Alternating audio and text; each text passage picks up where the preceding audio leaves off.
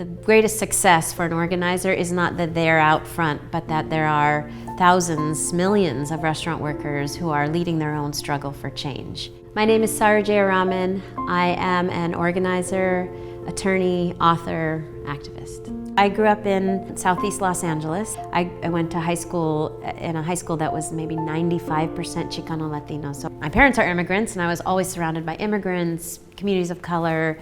I remember we went traveling and no mechanic would service our car in Utah. Even in high school, going to a school with all people of color, I remember a teacher telling us the best we could ever do was go to community college. You know, I ended up going to Harvard and Yale, and so did some of my classmates. There's no reason why people can't do these things, except that often they're told that they can't.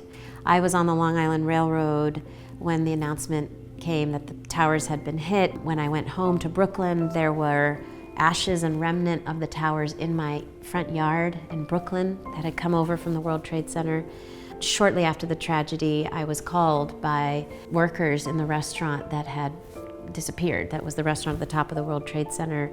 73 workers had died, and first of all, there was a task of bringing these families of these immigrant workers who had died from their home countries to either identify bodies or be reunited with bodies, or in some cases there were no bodies to be found. It was a lot of just, trauma. You know, trauma, repair and healing after trauma. Nobody was eating out in the months and weeks following the tragedy. 13,000 workers lost their jobs, not at the World Trade Center, but because so many restaurants closed. That is where the idea of starting our own restaurant kind of came from. There were a group of workers who were out of work and they said, we want to recreate what we had at Windows on the World. Let's open our own restaurant.